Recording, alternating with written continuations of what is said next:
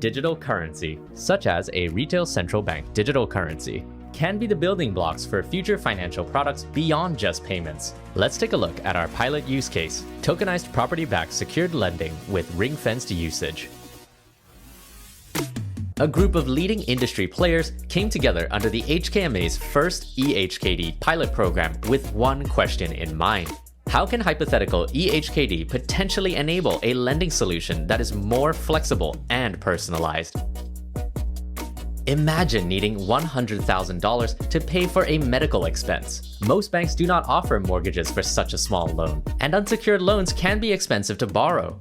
What if you can fractionalize your property into 100 tokens and just use 10 tokens as collateral for secured lending whenever you need it, using VSFG's asset tokenization technology?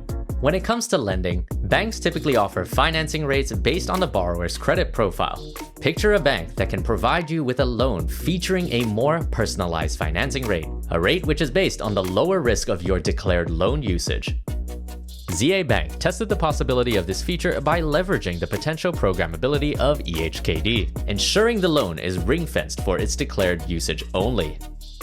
Finally, you need a wallet to manage and spend the money. With HKT Payments Digital Wallet, you can use your ring-fenced e-HKD to pay merchants matching the intended loan usage. Once the merchant receives the payment, it'll become general-purpose e-HKD. Potential features of e-HKD, such as programmability and atomic settlement with tokenized assets, have been explored in this pilot. The implementation of e-HKD is still under consideration and no firm decision has been made. We look forward to a world where diverse forms of digital currencies can coexist, enabling us to provide improved, faster, and more cost-effective solutions to foster economic growth. Excellent. Thanks, Elisa. And thanks, everyone, for coming all the way out to Cybrerport on this Monday afternoon. I know we're a little bit out of the way, but it looks like it's been an interesting turnout so far. Gentlemen, thanks very much for agreeing to talk on this particular panel. I know that we know each other from this particular project and been working together for, I guess, almost a year in 2023 to help, I guess, prove out this proof of concept as one of the participants in the HKMA's program. What I'd like to do is go to each of you gentlemen to maybe introduce a little bit about yourself and your organization, and maybe a little bit about why or how you became involved in this particular e-Hong Kong dollar project. Thanks, everyone. Thanks for having us. Thanks for coming. I think it's great to be here to share the particular of this project, right? So my name is Yu Hong. I'm a partner at BCG, and I'm focusing actually on Web3 and digital assets, right? And the way we came together is, we basically were trying to form a consortium, right? A group of people who are very interested into advancing the future of finance in Hong Kong, right? So we're looking at, the people who are a bit more avant-gardist and looking at the way to actually create a solution that is very innovative, leveraging the Web3 technology. So very happy to be here. Hi, my name is Felix. I'm from HKT Digital Venture. So we operate one of the popular digital wallets in Hong Kong, Tap and Go. And the reason why we participated in this wallet is because while everyone says Hong Kong has a very efficient payment landscape, and compared to most cities, countries it is, as a payment provider, we know there's actually still a lot of opportunities cost-wise, efficiency-wise, personalization-wise for improvement, right? And we really do see this Web3 technology being a component that can realize it. So, when Hong Kong MA started asking about the e-Hong Kong dollar pilot, we sourced like-minded participants to explore what are the possibilities.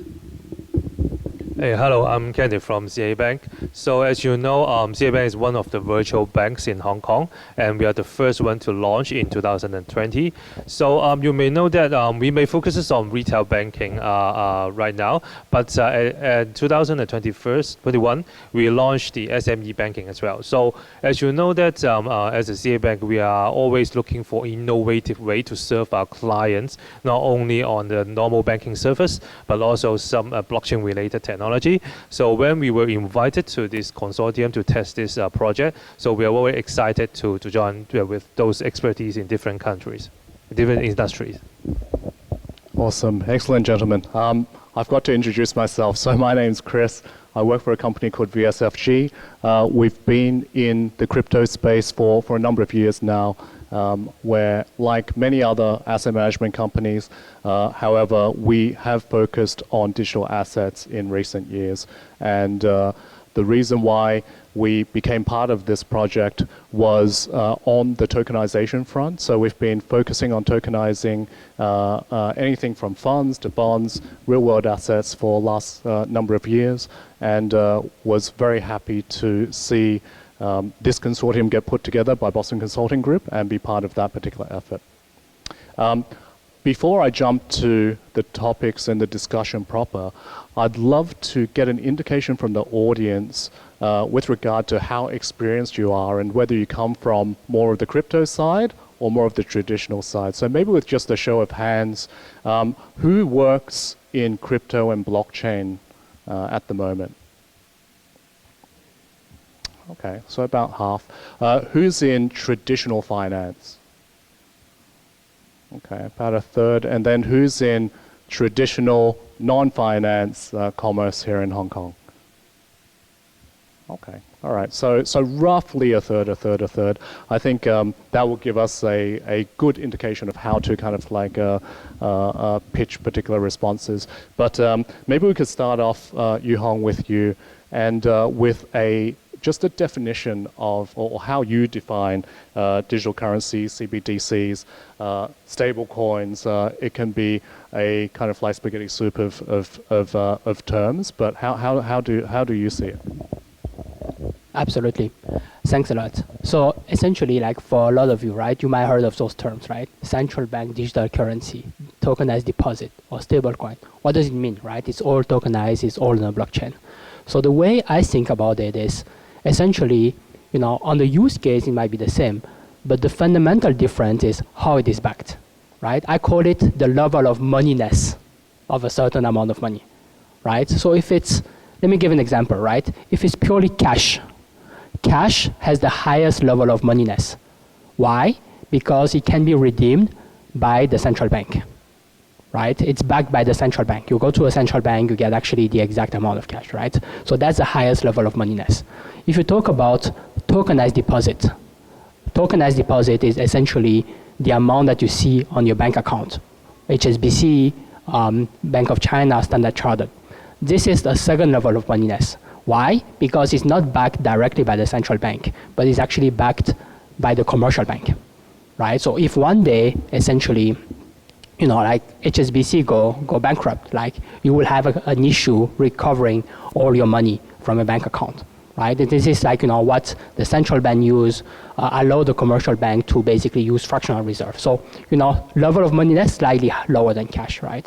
And stablecoin, same usage, but it's actually in between, right? So it's, part of it collateralized by deposit that sit on commercial banks, and part of it directly collateralized by bonds by the central bank, right? So the way you think about it is, it's a currency that on one side, from the usage point of view, it's exactly the same, but the level of collateralization is very, very different, right? The issuance, the person who basically issued that note is very, very different.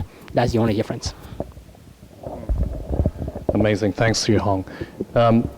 Felix, you mentioned that Tap and Go is, I guess, one of the biggest payment facilitators here in Hong Kong.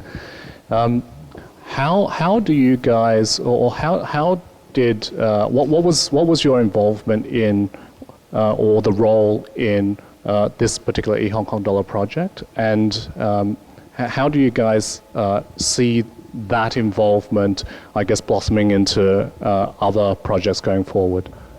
Sure. So if you look at the digital wallets of today, they're pretty much all walled garden, right? You use Alipay, you get your offers, but it's really located in Alipay. And same with all the wallets, right? Tap and Go, you get your offers, but you can't transfer it out. It's pretty much walled garden. So that's sort of the model we've been operated. CVS, you pick your wallet, you get your money, you get offers, but you're really stuck to that one platform, right? When we looked at so obviously tokenization with VSFG, we have ZA Bank for lending, and deciding on the ring fence usage. But once it got to the wallet stage, there's actually a lot of nuances with payment, right? And we were trying to explore with the technology how we can essentially change traditional payment within wallets. For example, how do you move beyond sort of the walled garden of one wallet, right? Because just because we built our Tap and Go wallet, right, it's on blockchain, right? Technically, you can transfer to another wallet address, which is using something else, right? So that walled gardenness is really no longer there.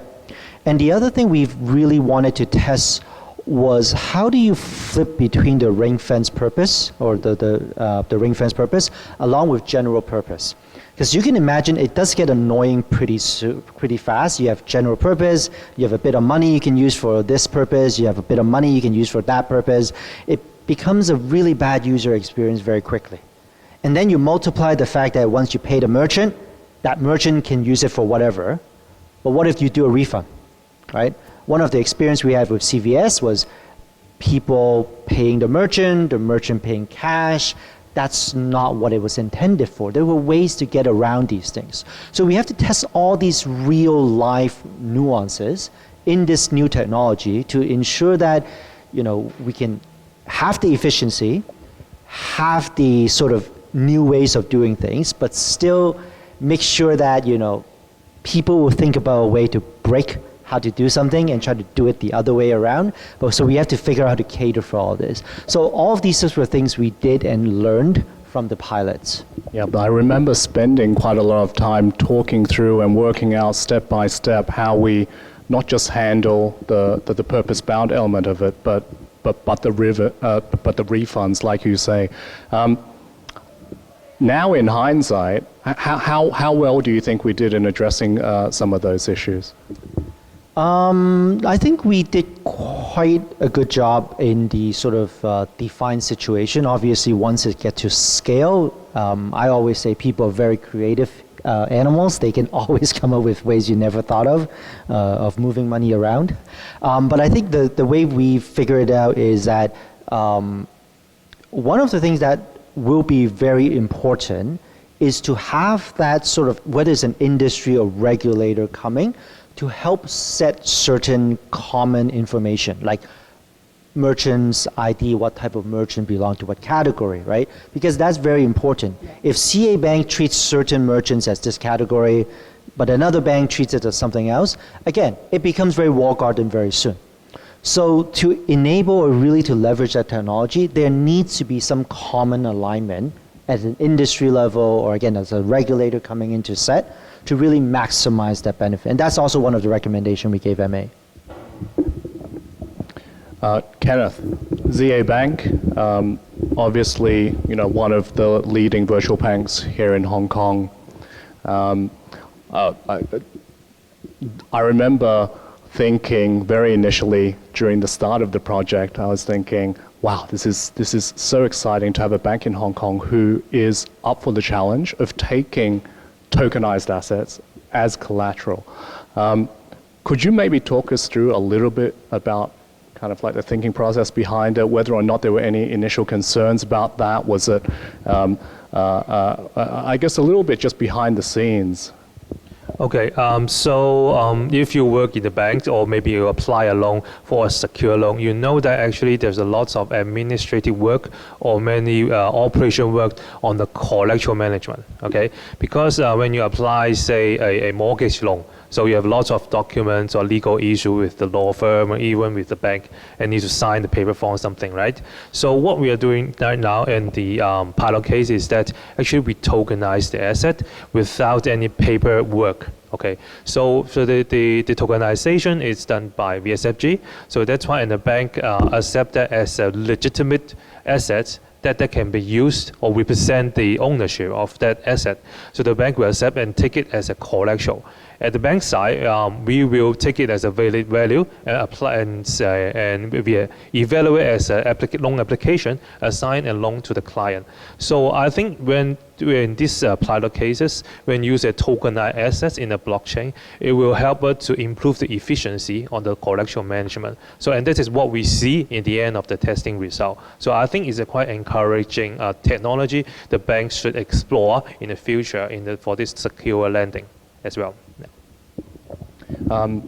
I guess just a follow-up to that, and again on this purpose-bound element of it, because that was one of the kind of like key findings, highlighting to the MA, what is it about e-Hong Kong dollar that maybe cannot yet be done with the traditional infrastructure, the purpose-bound element.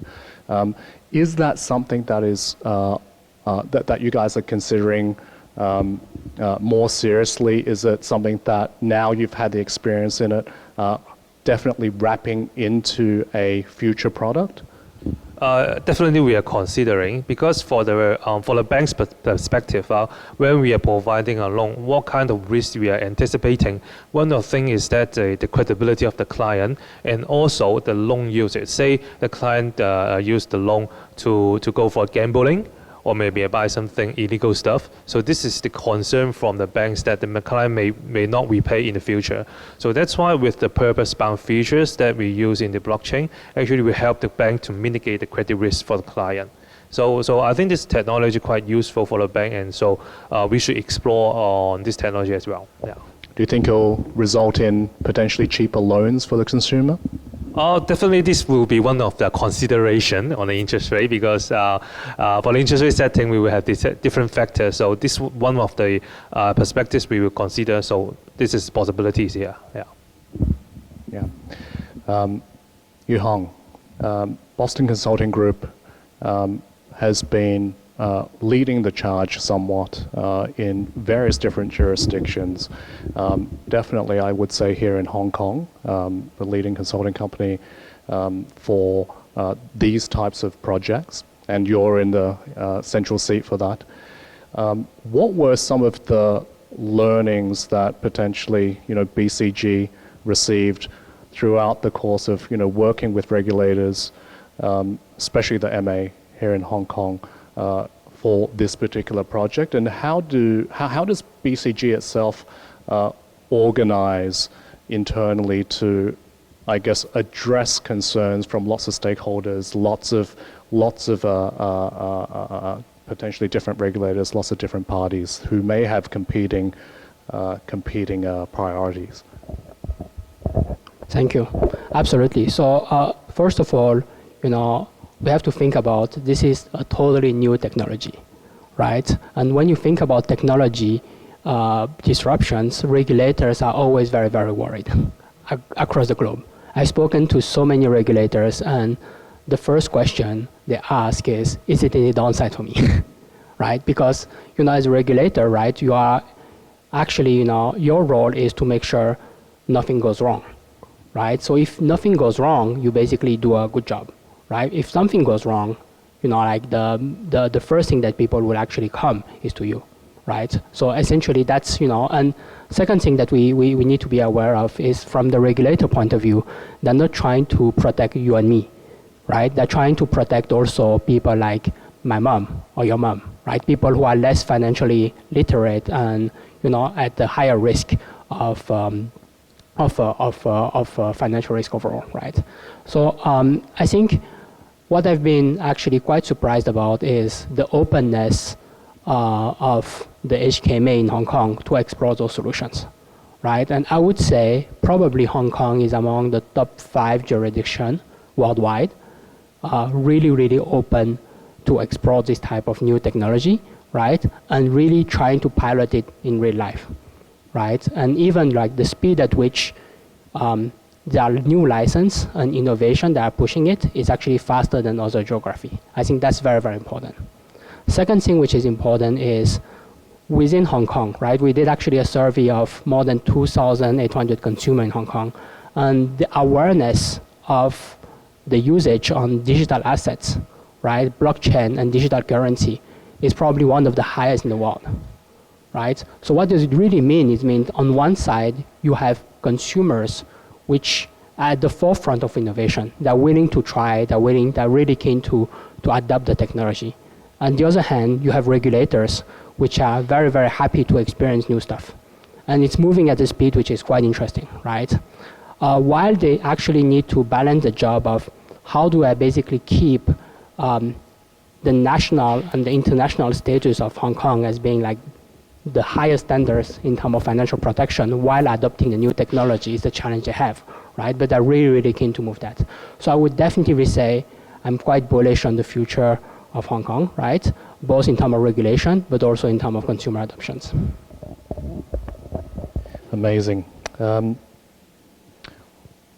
Next question, I'd love to go to Felix first and then go to the other two gentlemen because I think each will have an important insight from their own perspectives.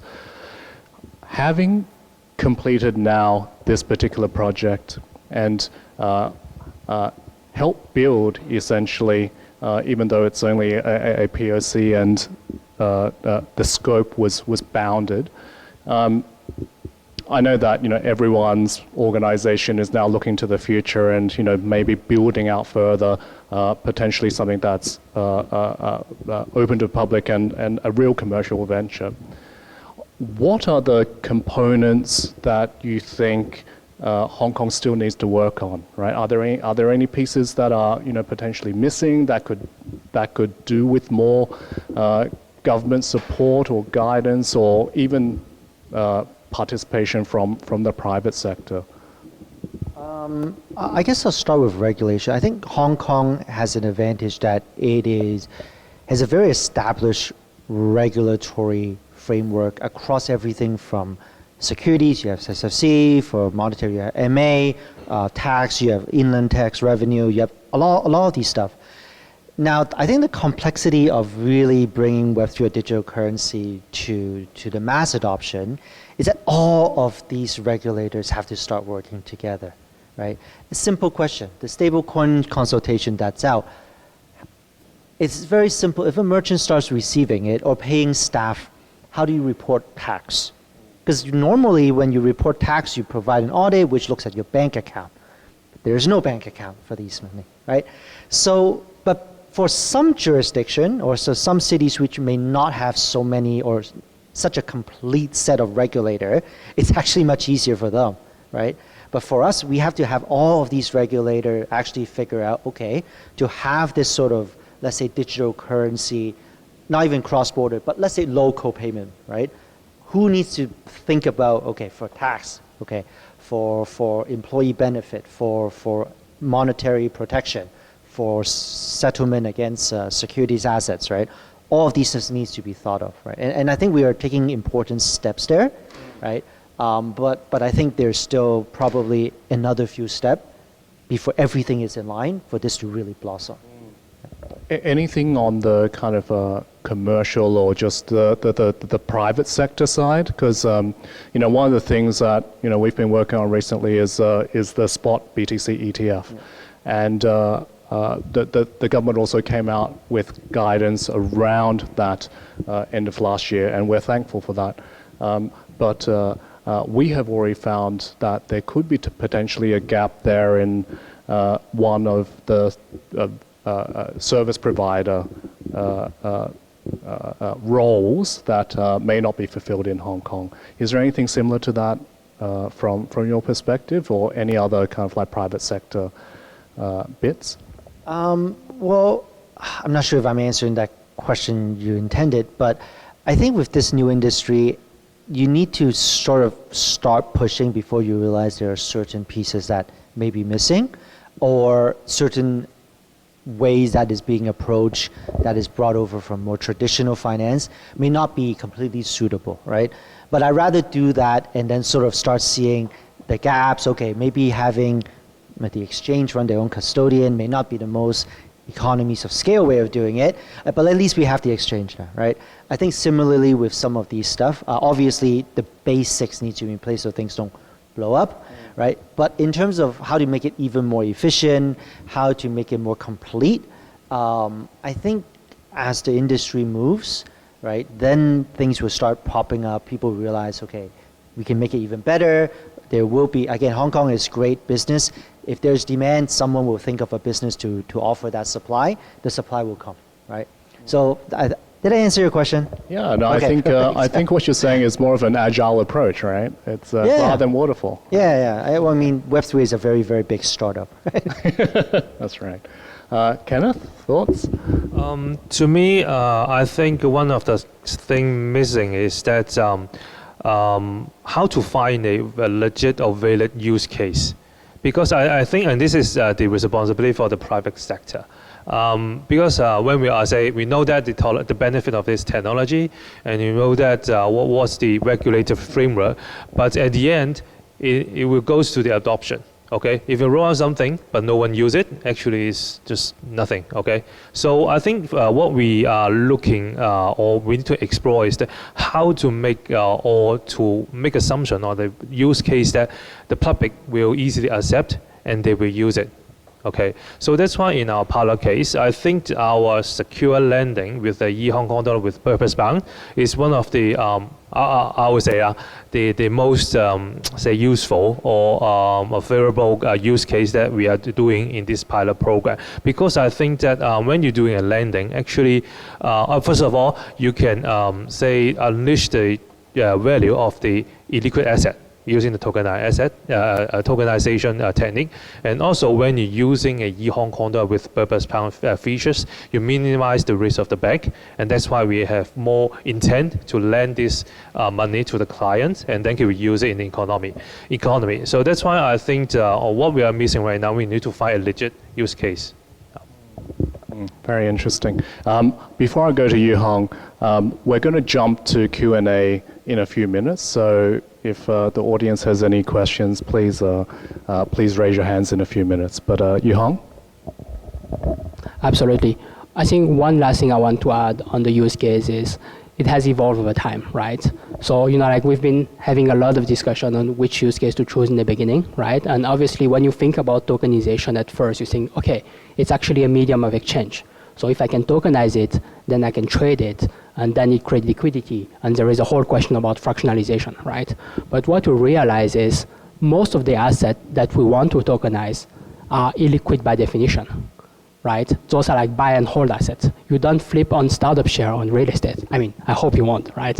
But this is not like flippable assets, right? And by definition, if it's not flippable, your consumer behavior is not to buy and sell every month, right? So therefore, we realize that if you fractionalize it and let it flip, that's actually maybe not the best use case, right? But essentially, even in terms of unit economics, the way you make money, right? So making it as a collateral for a loan is actually a way better use case, right? Because if you look at Hong Kong, like 50% of the assets from retail point of view is locked into real estate. And this is illiquid. There is nothing you can do about it, right? But you don't want to sell your property, right? Unless you really, really need to because you live in it. How do you basically unlock that amount of liquidity, right? And spend it actually temporarily on other assets that you need is the key you want to really solve, right? So I think, the market is going through a few iterations of use cases. And, I think we are like at level 2. And I think, in a few months we'll be at level 3 and level 4. And the level of sophistication will increase over time.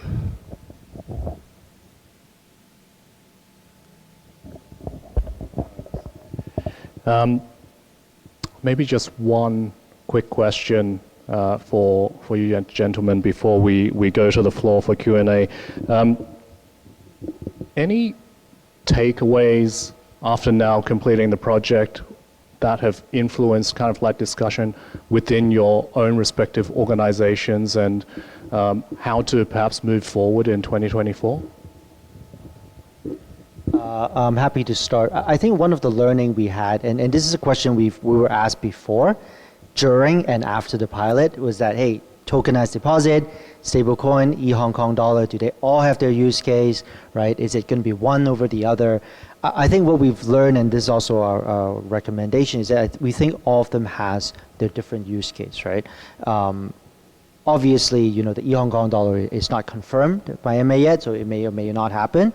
But assuming it does happen, right? We find, for example, that transaction of larger size, like a loan, right? The fact that it's backed by MA, so the most moneyness of digital currency, is treasured more by consumers, right?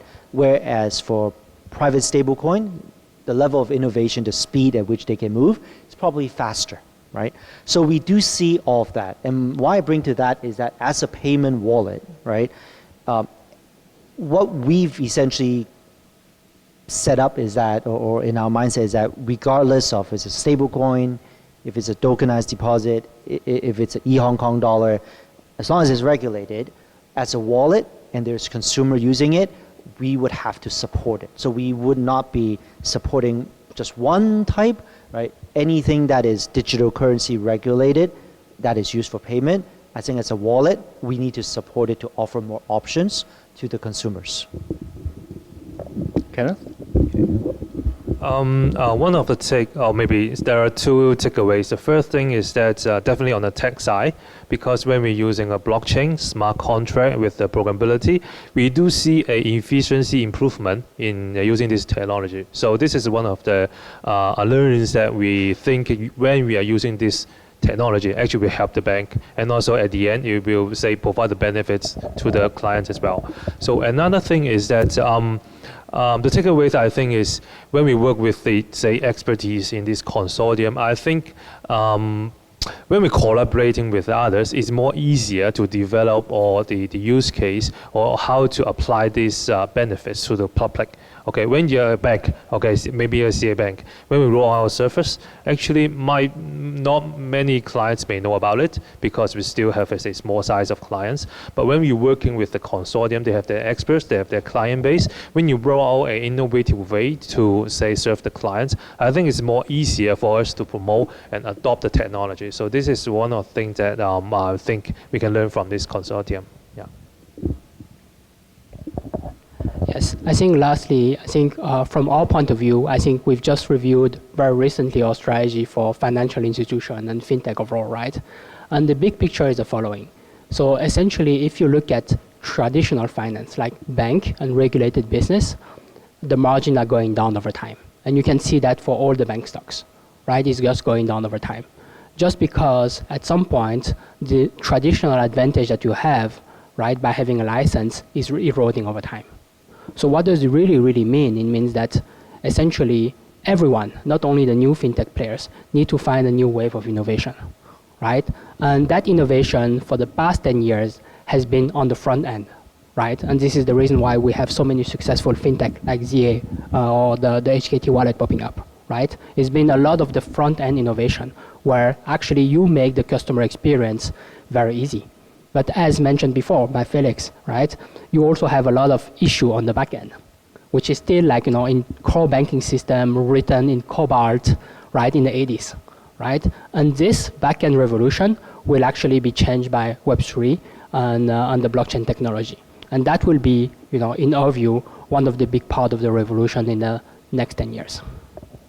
So maybe we do a very quick lightning round just to wrap up. If you gentlemen would like to maybe share maybe what's coming out for your businesses, any kind of like big plans for 2024, anything that you'd like to promote and let the world know. All right. Okay, so for ZA, this year actually this is the 4th anniversary. In March is the 4th anniversary of our bank launch, and as you heard last year, at the bank is titled as also we say ourselves is the banks for Web3. Okay, so I think this is the first bank in Hong Kong that so embrace on the Web3 economy, and we are not just saying the slogan. Actually, we are doing. Actually, for our business banking side, we are very excited, or we are open to help the Web3 related companies or even startups to open bank accounts to support their operations. Okay, we do have. So you may not know that business ZA have a business banking, but now I'll tell you so. And we will do a big promotion later. So I think for our banks next or the targets of this year is that we do support lots of the Web3 startups in Hong Kong. So if you have any needs, banking needs, just welcome to find us.